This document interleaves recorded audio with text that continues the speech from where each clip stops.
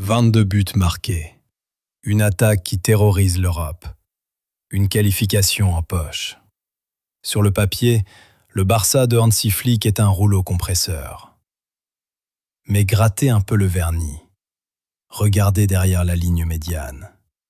Ce que vous allez voir est terrifiant. 11 matchs. 11 matchs consécutifs sans clean sheet en Ligue des Champions.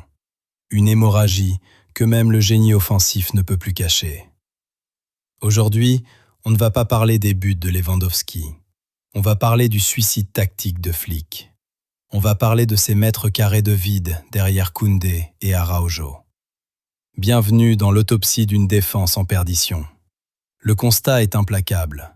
Le Barça gagne, mais le Barça tremble. Contre Copenhague, on a vu deux visages, une attaque clinique et une défense qui patine. Regardez cette liste. Newcastle, PSG, Olympiakos, Club Bruges. Même les équipes de seconde zone trouvent la faille. Le Barça n'a pas gardé ses filets intacts depuis Dortmund la saison dernière. C'est une anomalie statistique pour un prétendant au titre. Pourquoi cette vulnérabilité ? Flick n'arrive pas avec une baguette magique, il arrive avec une idéologie. Et cette idéologie est en train de devenir son pire ennemi. Entrons dans le laboratoire de Flick. Son dogme ? La ligne haute. Ultra haute. L'idée est de réduire le terrain, de presser comme des possédés pour récupérer le ballon à 30 mètres du but adverse. C'est audacieux, c'est noble. Mais c'est suicidaire si la synchronisation n'est pas parfaite à 100%. Si le premier rideau de pressing est sauté, la défense se retrouve dans un no man's land.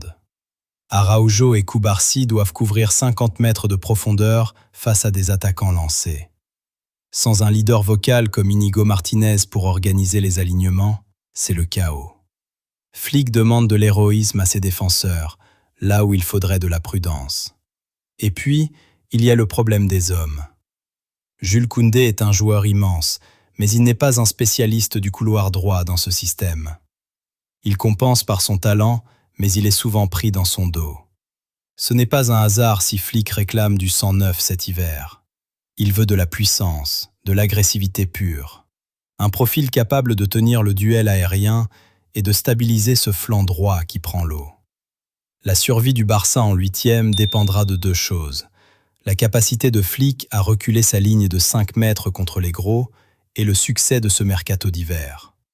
Sans renfort, le rêve de C1 s'arrêtera au premier gros choc physique. Hansi Flick a redonné le sourire au Barça, mais il doit maintenant lui redonner un bouclier. Johan Garcia fait des miracles, mais un gardien ne peut pas gagner la guerre seul. Si le Barça veut soulever la coupe aux grandes oreilles, il doit réapprendre l'art de souffrir ensemble. Et vous êtes pour ou contre la ligne haute ? Flick doit-il changer de méthode ou persévérer ? Dites-le moi en commentaire. Abonnez-vous, activez la cloche. On se retrouve pour la prochaine analyse. Visca Barça.